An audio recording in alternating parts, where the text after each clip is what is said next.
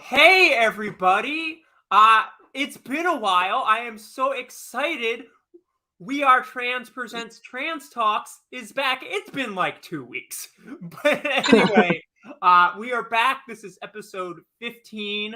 And I am so excited for this guest. You might know them from they just hosted abortion our abortion funds fundraiser for Texas, Everybody's Work, last week, and they killed it. Please welcome the wonderful Katie Zane. Katie, how are you? I'm doing good, Sammy. I'm really, really happy to be here. And gosh, it was so much fun to host that. That was a really fun fundraiser to host. I hope everybody, I think there's a link in the Yeah, comments. Everyone should go and check it out because it was a ton of fun. We had really, really wonderful sets. I was laughing my butt off. yeah, yeah. And that, I mean, we there were a lot of like last minute lineup changes, but like that was as good a comedy lineup as you can get. Like I that think was so. Yeah, it was super like I've done a lot of comedy shows and I'm not gonna like pat myself on the back here or anything because I was just hosting. I didn't put it together, but that was a great show and it was just really like well assembled group of people considering like yeah all the changes and shifting. It turned out just this perfect thing. yeah. Yeah, so first thing I ask on this show is for you to give people a little bit more information about yourself. I specifically ask, what words do you use to describe yourself? And Mhm. that can be identity wise, but that could be anything. That could be, human being. That can be nerd. But tell people what words you use to describe yourself and anything else you want to tell them in your intro. This is your time.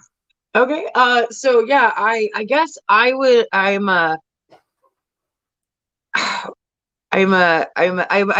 come from a family of intellectuals, so in a lot of ways, like I have an intellectual like edge to a lot of stuff, especially like my stand-up actually.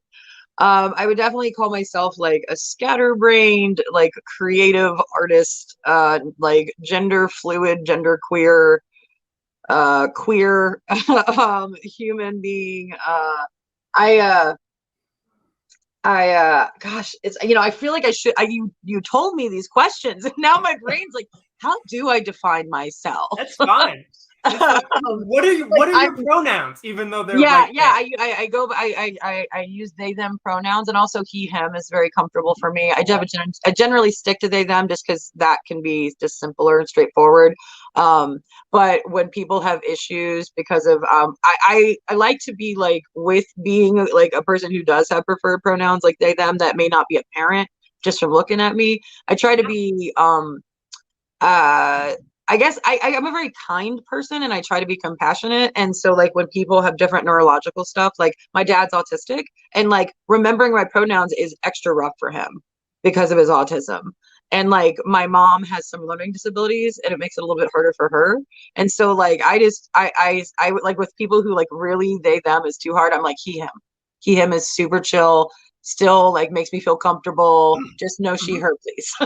Yeah. And I'm a big nerd. I one of the words I've described myself for a really long time is being a finder. I love when someone like loses. I don't love when people lose stuff, but if someone happens to be around me and loses something, I like they're like, oh, I dropped something on the floor. Oh, I dropped my earring. I love like I'm really great at just like tracking things down. I'm also really good at remembering where like little things are. And like so someone's like, where's my keys? I'm like, they're like over there on the shelf next to the blah blah blah because like that's how my brain works. And I've always called myself like a crappy Sherlock Holmes because I have like severe ADHD, but also severe anxiety, and they sort of together make me a crappy Sherlock Holmes because I'm like hyper vigilant and always paying attention to a lot of details, but also maybe not the details that I need to be paying attention to because of the ADHD.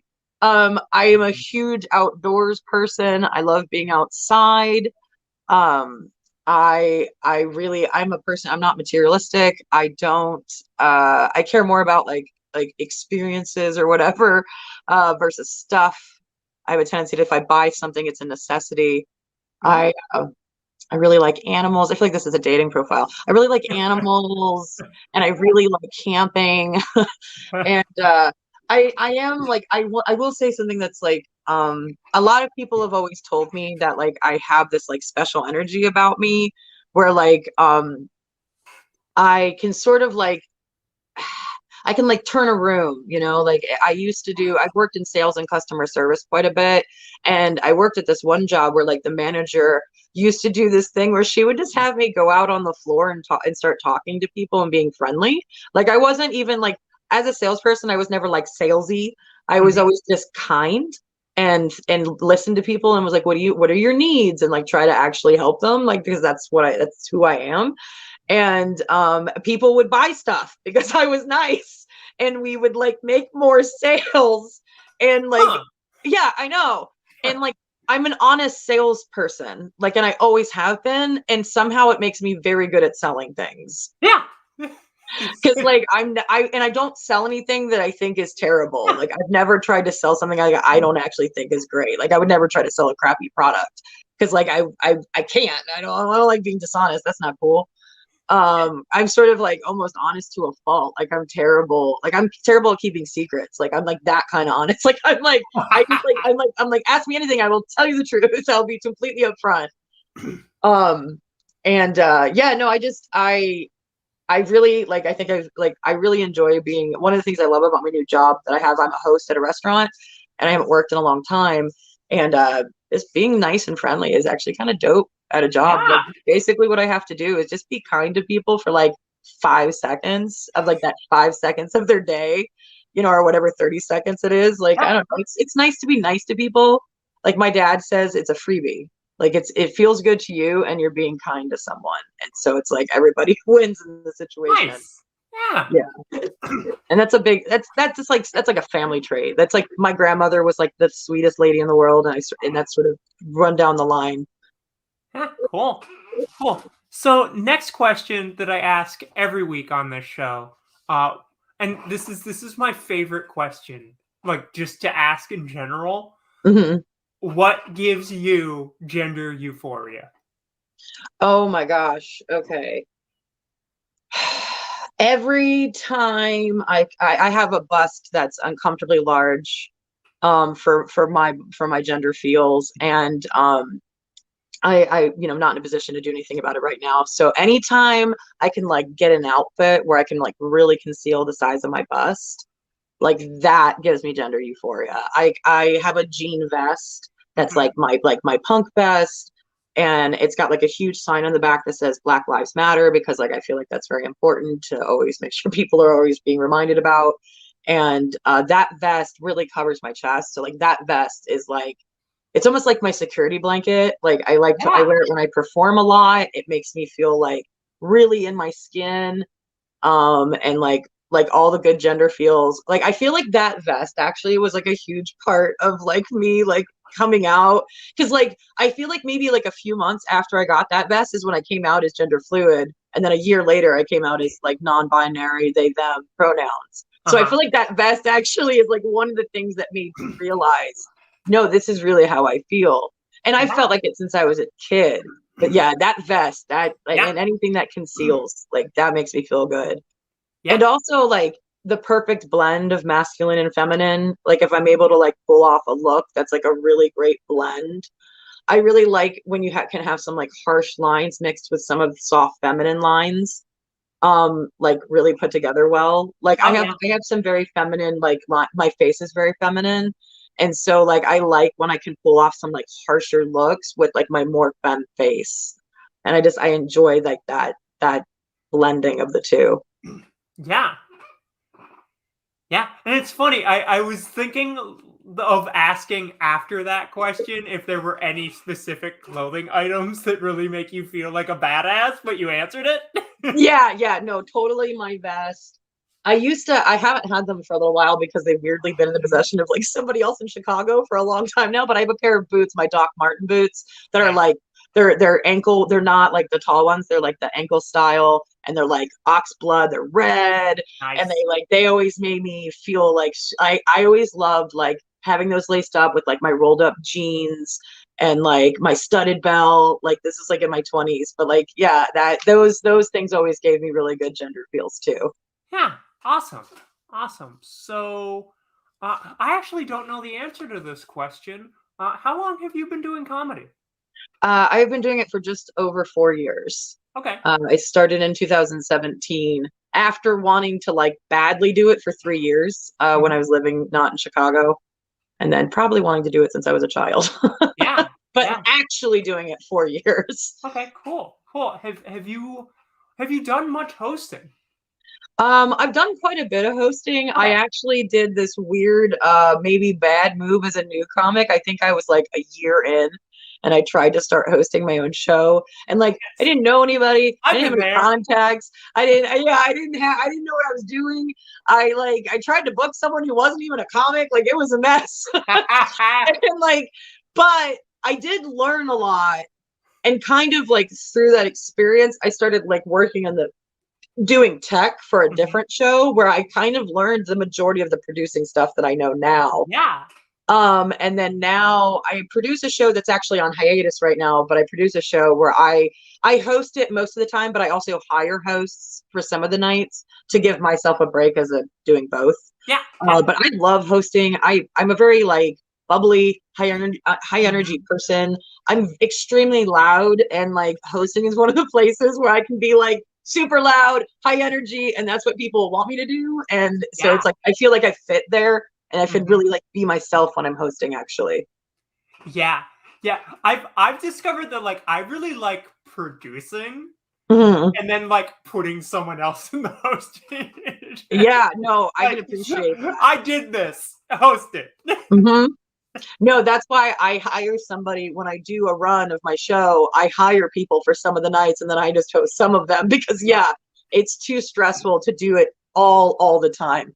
Yeah. Like it's just a lot. Because like Mhm. hosting involves a whole bunch of things you have to pay attention to, and then as a producer, a whole bunch of things you have to pay attention to, and then that's just like a big fat list you have to worry about when you're trying to do something. Yeah.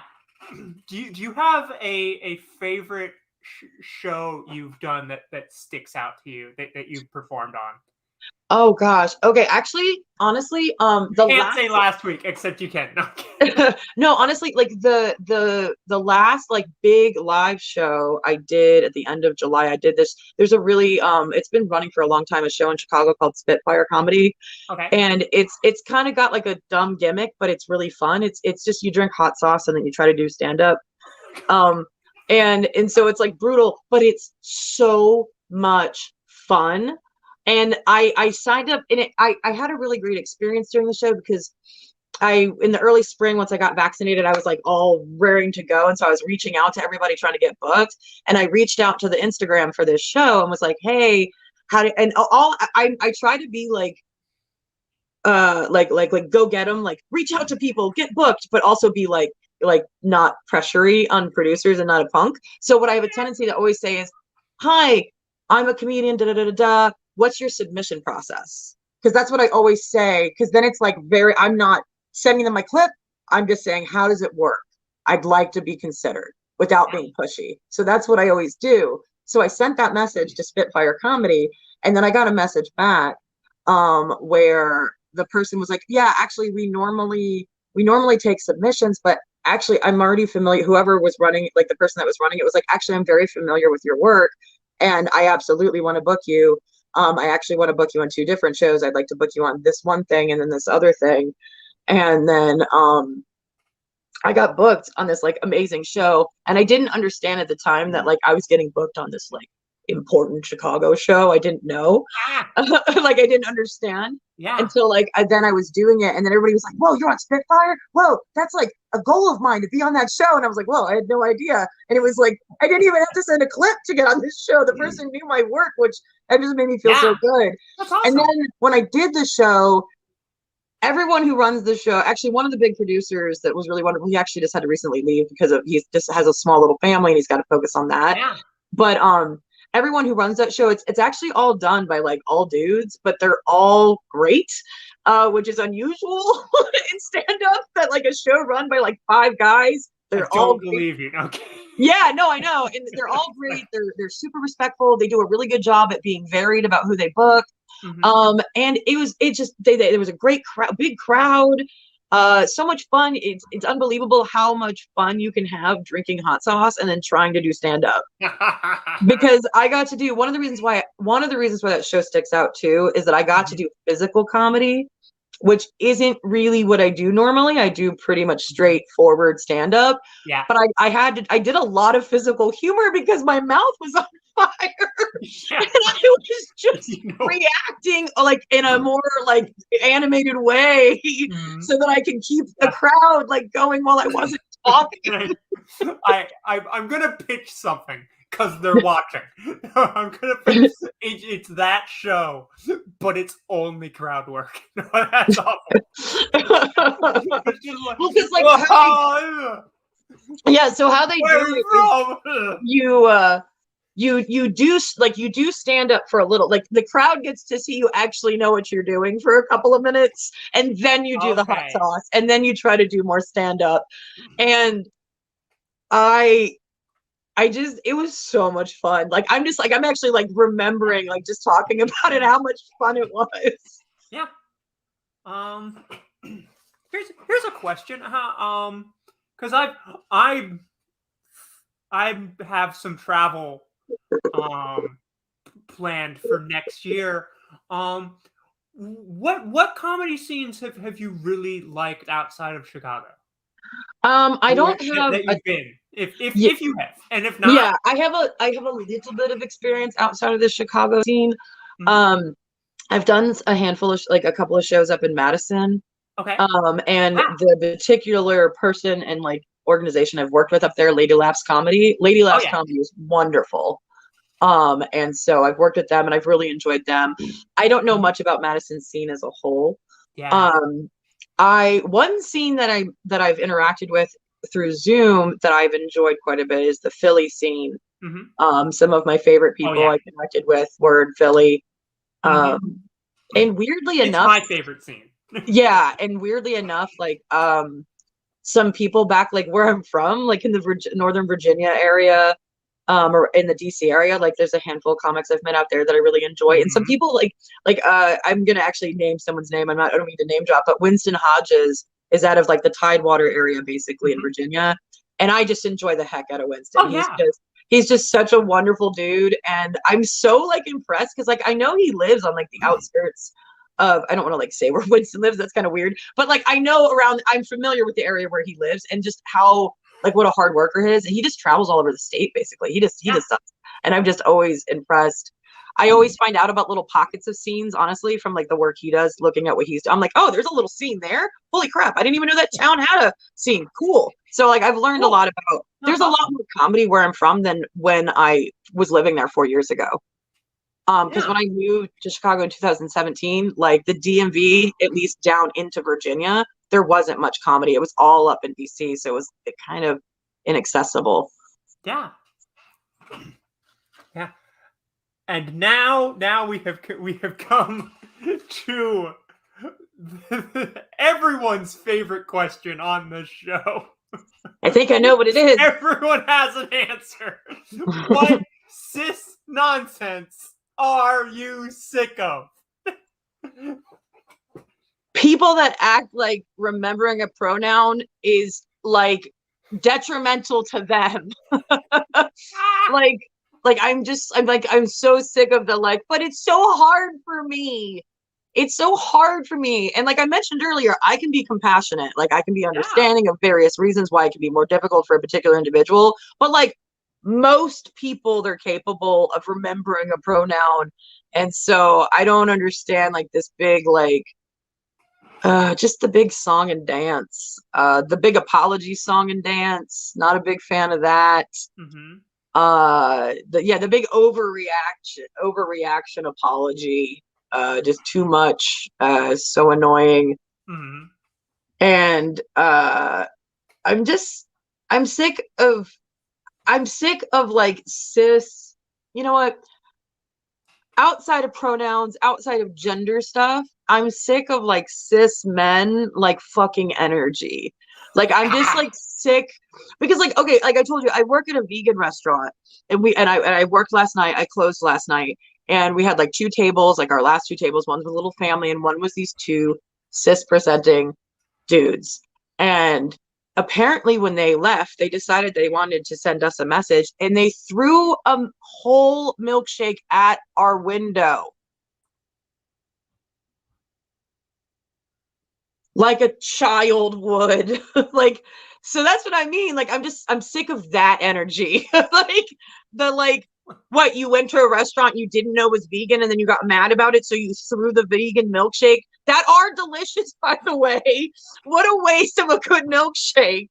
They also got the flavor that I found that I like the most too. I was like, oh, the one I like, not cool, which is mint chocolate chip, by the way. But like, yeah, they like it was so funny because like I heard it, but I didn't know what had happened until somebody went outside and was like, there's like milkshake all over our window. Yeah. And then we all, like, between different facts that we all had, it was actually kind of cute. It was like a little Sherlock's homie, because we like, one person was like, oh yeah, it was probably those two guys. They left with they left with a whole milkshake. And when I just went and looked at it, it looked like the contents of that kind of milkshake. And then I was like, and I heard the sound. And they were like, and that's right before they left. And it was very like,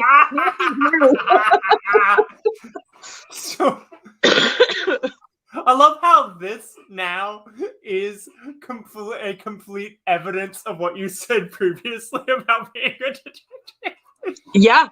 No, I listen to a lot of true crime and like crime in general. And actually, like, this is semi-related, but I'd like to mention it if it's okay. One of the things that I want to do I actually posted about it on Facebook recently. One of the things I want to do with my very natural curiosity, inquisitive nature. I like information. I like finding things out. I want to start like volunteering to help find missing persons and identifying like Jane Does and John Does, because it's a huge problem. And there's not a lot of resources, and they need people to volunteer. And now that I have a job where I work 2.5 days a week, I have a little other time that I can spend and use it to help help people. Because I think a lot of people who are really into true crime don't accept one of the things about true crime is that, like, you can't just like be an observer of it. Like, I'm not just gonna like observe all these other people's traumas and then like just be like, oh, that's my entertainment, because I don't feel that way about it. I feel it's important to listen to people's stories. And I think about a lot of the people's stories that I've heard on there about like how painful it is to like not know where a loved one went and how horrible that is. And a lot of these missing persons and Jane Does, I'll circle it back, is due to cis nonsense. Like toxic masculinity is a huge reason why we have so many missing folks and murdered folks. Like, that's one of the reasons it's a problem. Is because we have this problem of like, just like there's so much anger in our society, and it impacts the trans community directly. Exactly. And a lot of those missing persons are trans. A lot of those individuals are trans. A lot of those unidentified bodies are trans folks. Like, it's not, it's a real problem. And a lot of people want to be like, oh, well, that's somebody else's problem. But yeah, I can't listen to these stories and not want to try to help. Like, I just, it just feels like the right thing to do. So if anyone listening wants to drop anything in the comments with any resources, believe it or not, I've actually had a hard time finding a place to volunteer. The last couple places I've looked are, this is great. A great problem for them to have is they're actually not accepting volunteers because they have enough right now. So that's actually been positive. So, but I live in Chicago. I'm sure I can find somewhere to volunteer my time. Yeah, I feel weird trying to circle back to vegan restaurant after. No, we can circle back to vegan restaurant. But I don't know. And if you don't want to say, that's fine. But like, what is this restaurant called? Because I feel like most vegan restaurants make it very obvious that they're vegan. So it's like plant-based. Everything's made from plants. Yeah. Okay. So funny that you mentioned that. We have a very large, and I mean large, like wall size neon sign that's like it's a small restaurant. It's a small restaurant And so like the back wall of this small restaurant has a huge neon sign in orange that says meat free. And so, and then in like our whole menu, it says the word seitan like I don't know how many times. Like maybe they thought that meant all the meat was free. yeah, and it like literally like on the awning, on the door, on the window, like everywhere. It's like because it's I don't know this for a fact, but it might be the oldest like vegan restaurant in Chicago. It's been open since 1988. Okay. And so like it's been around for ages, and so like most people know that it's vegan, and so it's weird. I don't know how people wouldn't notice. But like I've heard a lot of stories from like people who work in vegan restaurants about like people are like, oh, not. It's just like, it's really hard to go to a vegan restaurant by accident.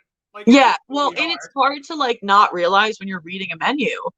Because especially like a lot of vegan restaurants, like I know how like we do it where I work, like we have a gluten-free menu, like we have a lot of stuff where we like we're very specific about letting people know the ingredients for allergy purposes. Like we try to be like that's very mindful as a restaurant in that way. And so it's like every dang thing that's in these things is on this menu. And so it's like you gotta know what you're eating is not meat. Like, and I guess it's because like we do the thing that a lot of restaurants like that do. They call the food like, you know, we have barbecue wings, but they're not obviously not wings. They're pieces of seitan that are delicious. I'm actually, it's funny because like there's some vegan stuff that I don't love, but there is certain vegan things that I just like, oh my gosh, this is delicious. I love this. Yeah. So now we've come to the fun stuff. It's all fun stuff. I hope. Yes, this has been so much fun. This is where it's just it's questions I feel like we don't get asked in interviews. And first one, I ask this of everyone on this show. What is your comfort food, comfort music, comfort movie? Okay. So my comfort food is like a couple of different things. Yeah. One of my comfort meals I can no longer get because IHOP stopped selling chicken tenders. Because one of my big comfort meals was just getting chicken fingers with white gravy because I'm from Virginia and there was a restaurant I went to as a kid that served white gravy with their chicken. And that's one of the white gravy is my comfort food. Honestly, like white gravy is my favorite. Yeah, like I love biscuits and gravy. I love anything that has white gravy on it, like sawmill pepper gravy. It's my absolute favorite.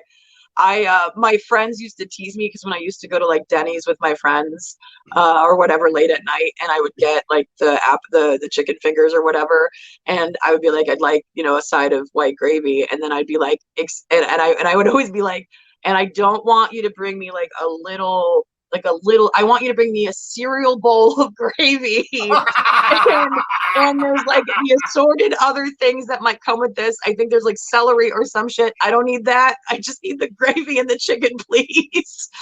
And like that's definitely one of my major comfort meals. And actually the vegan wings that they sell where I work, I used to eat them a lot well before. I mean, I've lived next to this restaurant for a long time. But the vegan wings with they have this vegan ranch that's like so good. It's very addictive. Okay. Very, very addictive ranch dressing. And it's totally vegan, and I don't know why. I don't know why it's so good. And their seitan is just really tasty, and they fry it up. It's really good. So those are my comfort foods, I would say. And then comfort music is also varied. I would say one of my go-tos. I'm trying to think about because I am going through like a thing. So what have I been listening to feel comfortable? I've been listening to I sometimes like pop, like crappy pop, like not a specific song. So sometimes some crappy, like uplifting pop is what I'll listen to be comforting. And then I also like I'm a big Pixies fan.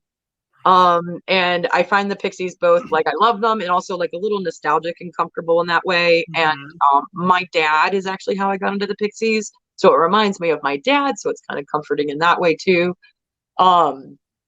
And so, yeah, I guess music wise, and then movie is also tough because a turfy turf ruined what used to be my comfort movies, which was Harry Potter. That used to be what I used to just watch over and over. And so Yeah, I don't so much have a comfort movie as I have a comfort television show, which is fair. Grey's Anatomy. I will say that I was talking to my ex after we broke up recently about Grey's Anatomy, and I was like, oh, I was gonna maybe ask you if like one of the things we could do when we finally are able to hang out is like watch the new season of Grey's Anatomy. And he laughed. He's like, no, why would I ever want to watch that show again? You rewatched it so many times. I can never watch the show again. And I'm like, okay, fair. Because I used to be like, I'm weird for this, but I just literally like watch. There's a lot of seasons of Grey's Anatomy, and I just literally just like I watch them through and then I started over. Then I watch them through and I started over. Mhm. And I watch other things. Like I watch it intermittently. I don't just like only watch it, but it's what I put on when I get home. It's it's my comfort thing. I don't know. I Yeah. think I was like, I had just moved out to California when it first came out when I was 21. So this is going to sound, for lack of a better expression, I hope this is acceptable. It's going to sound real gay, but I grew up with this show. Like I grew up with these stupid fake characters. And so like I have this like weird, I don't know, like I know they're not real and shit, Oh but yeah. I also like I don't know, like there's like this like kinship I have with the show. And now actually that I'm going through a breakup and still watching this show, it's all gonna come full circle. But yeah, no, that's definitely my comfort show. And so just a warning to anybody watching this that possibly ever dates me, you're gonna watch a lot of Grey's Anatomy. I'm so sorry.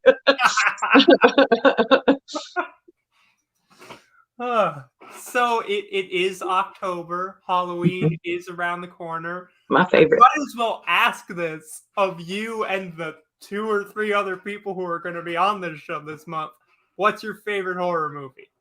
Okay, so I think it's probably Trick or Treat.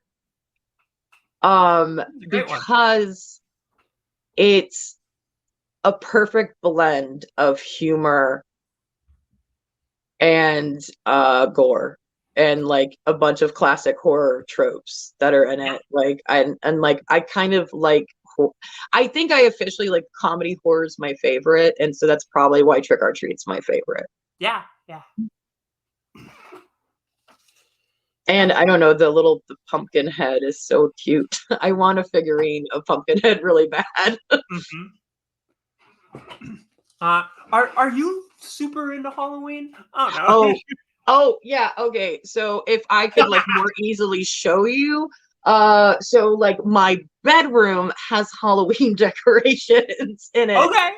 I have like I bought, hold on. I actually okay, so Target has like an amazing and pretty inexpensive Halloween section. Like you can get some really nice stuff from Target for not a ton of money. So I've been like, I'm a retail therapy person. So every time I go to the store, I've been buying myself like a little something. And so I bought a Skelly cat because I have a cat and I really adore them. And I thought it was really cute. They actually have a really big one that I kind of want, but it's sort of expensive. And I'm like, I don't know if I could rationalize a giant one.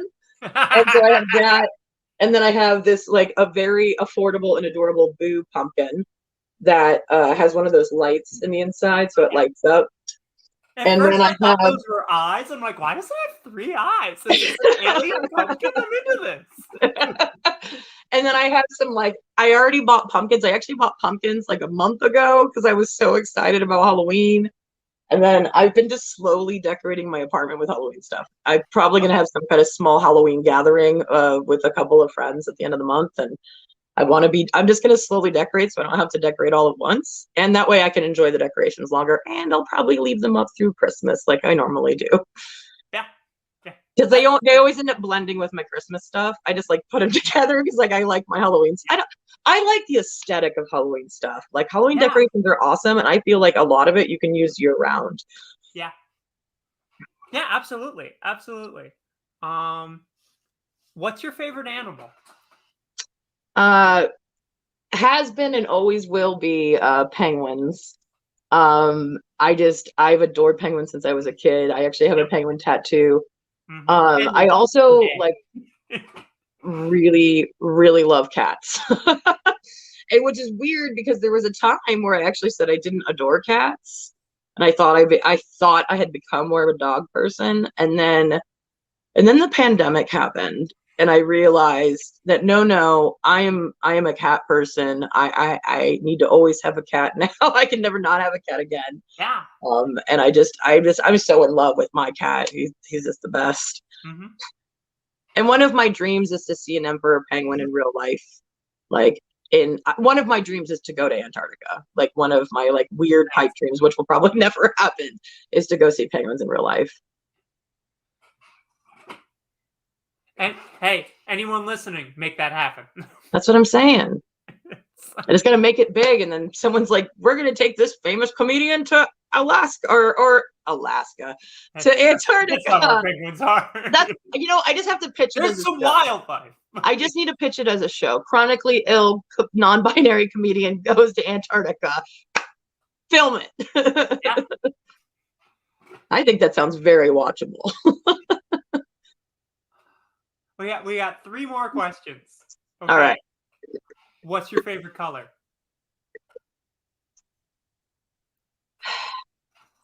I used to always say purple because it kind of is. I was gonna, because it's purple, right? Yeah. No, I do dig purple. It is one of the reasons why I do like the gender fluid flag, because I like the tone of purple that's in it. Mm-hmm. But there's this like teal color. It's like a teal green blue color, and it's the color of my toenails, which I can't quite show you, but like I have a tendency to like buy a lot of clothing in that color. Like pick out, like if there's a color choice, I pick out that color. And I guess I've gravitated towards that color over my years, because when I was younger, it was always purple. It was always purple, purple, purple. But now I gravitate towards that more teal, blue, green color, which I don't know. I just like it. It's a very soothing color. Yeah. It's like the color of a spa, actually. Like the paint walls on a spa. I can see this. I'm totally. visualizing it right now. Okay. And this is like the number one question no one asks you as an adult anymore. What is your favorite dinosaur? Oh, what's my favorite dinosaur? That's so funny. We have VHS at my job, and so we were actually watching Jurassic Park yesterday. What is my favorite dinosaur?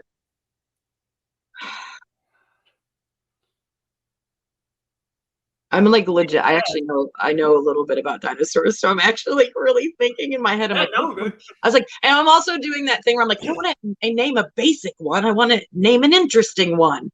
Mine's the Ankylosaurus. It's like, it seems like a chill dude who like if you bug them, gonna hit you with their tail. Yeah. I'm actually okay, so like one of the things I actually am a fan of is actual raptors, like what they portrayed in Jurassic Park. Like actual raptors are really interesting and cool.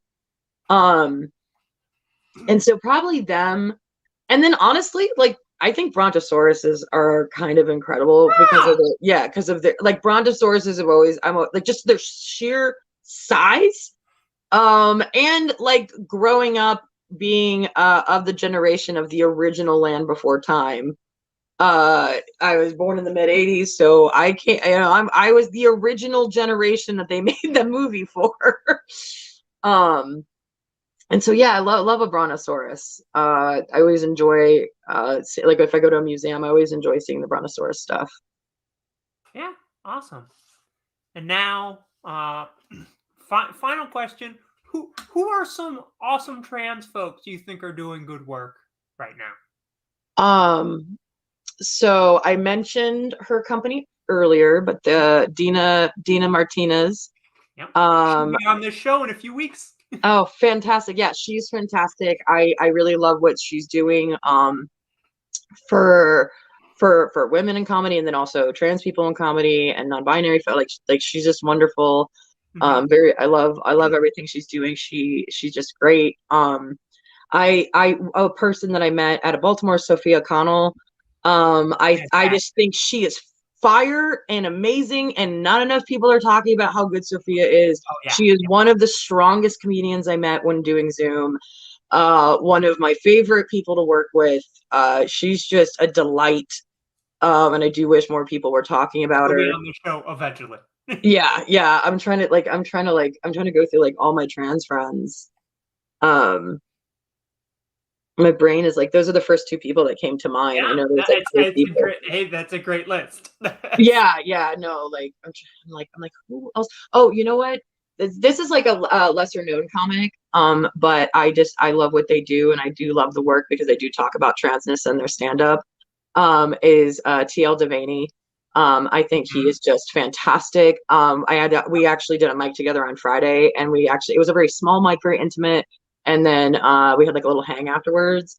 And I just think that TL has such a special voice as a comedian and as a person in general. And I Yeah. feel like TL's so smart and thoughtful with their comedy, and I love their perspective on stuff. And I really like, I don't know what it is, but I could listen to TL talk forever. I just adore his voice. I just love it. It just has such a nice voice, and I could just listen to any, he could read me the ingredients and I would be like, yes, because this is very soothing. But yeah, no, that's another person that really comes to mind. There's many more people I know, and if I forgot anybody specific, I'm so sorry.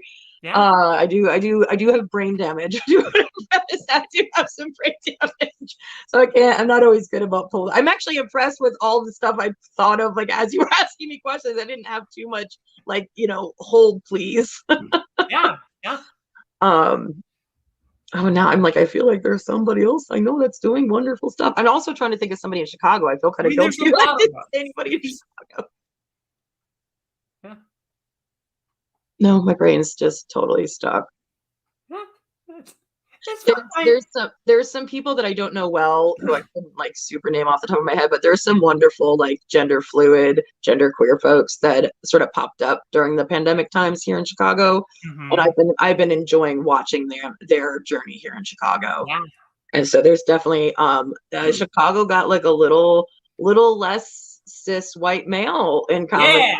Yeah, like it's still not a great percentage, but it seems like more rooms are being more inviting. It's easier for trans people to do comedy. That's something that Chicago does really well, actually, is making sure that most rooms that folks feel comfortable and safe, Okay.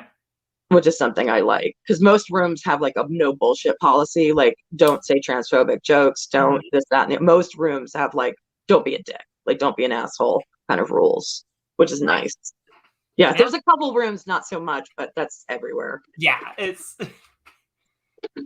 It's that in cis nonsense comedy. I can't get away from.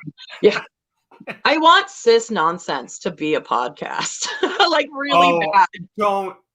Someone else do it. I just don't. You Don't can't plant that do it seed anymore. in my head. I'll do it. I cannot have another failed podcast, so I can't do it either. Because like every podcast I try to start does not take off because I'm bad at follow through with certain things, and I just have to like own that about myself. Yeah. I think. But I think since cis nonsense would be an amazing podcast. Yeah. I would just love to hear people's stories. Okay. It's you've planted the seed. If this is someone else, take this and run with it. Okay, so every week you have a trans person on who's just like gender reveal parties. What the fuck is that? Or it's just like men's and women's deodorant. Bits aren't different. Well, like oh gosh, there's so many things. Like actually somebody on my Facebook like posted this dating ad or maybe like a Tinder profile that was just barf, like barf, barf. Like just all those like horrible gender roles about what size you should be and how how you should appear and how you should be, like one of hair and where it should be on your body. That cis nonsense I am so done with. Right? Like I'm just so done with like, oh, you're not feminine enough if you have hair in these places, or like you're not feminine if your nails aren't done, or if you're like, I used to do my eyebrows a lot and I have naturally nice shaped eyebrows, and I've decided just to let them be bushy, and I've stopped plucking them I because like your eyebrows. thank you. Well, that's what I realized, is that everyone likes my eyebrows, And my eyebrows don't look that different when Yeah. I pluck them. They look a little bit different. So I'm like, I've just embraced my brow, and I've just embraced this like a more like I get a slightly more like thick and more, I guess, less feminine brow, but I'm like, into it. I like it. Well, it goes back to what I was saying earlier about that nice mix of feminine and masculine. I love that. Absolutely. Because that's where I live. I love that mixed place Yeah. Yeah. of both. So we have come to the end. This has been wonderful. Please tell the people watching now and in the future when this is posted places where they can find you on social media. I am on both Instagram and TikTok as the Katie Zane. And so that's and then my name Katie, and then my last name Zane, which should be on the screen. So that should make it pretty easy. So I don't have to spell it out like I'm on the phone, like I have for a lot of my life. And then you can find me on Facebook as Katie Zane. My profile is mostly public, so it's pretty easy to find me. And then you can also find my show page, Cautiously Optimistic. You can also find my production page, which is Zane's Anatomy. Which, if you're like, what does that sound like? Yes, I named my production company semi off of Grey's Anatomy. I'm Because shocked. yeah, well, a lot of it was because I talk so much. If anyone's ever heard my work, I talk so much about my insides. I talk so much about mental health and my chronic illness and so much of that. So that's sort of where I also like got the idea. Yeah. And it sounded good. Yeah. But yeah, those are all the places folks can find me. I'm trying to think of, I don't think I have any other things. I will, I'm having issues. I'm in poverty, folks. I'm in poverty. Eventually one day, katiezane.com will exist and will be a page where you can find information about me. So you can write that down. Yeah. Won't work today, but maybe if you look in a couple months, you might be able to find it where I'm performing. Yeah. Or if you're watching this in a couple months, if you go to katiezane.com, hopefully you'll find something interesting and not a page in progress. It'll be there when SammyJames.com is a thing. Yeah, like it's expensive to buy a domain, folks. Exactly. No, it is expensive. All these people that are like, I have 5 websites. I'm like, oh, what's it like to be rich? Yeah. Well, this was amazing. Thank you so much, and thank you everyone for watching. We Are Trans is currently we're taking October off as far as programming outside of this. There won't be a monthly show this month, but we have a great lineup of guests for Trans Talks. Our next episode will be on 2 weeks, and I will be talking with the wonderful singer-songwriter, activist, personal trainer, Laura Amarico. And I'm super excited for that. I hope to see you then. Until then, goodbye, everybody. Bye, everyone.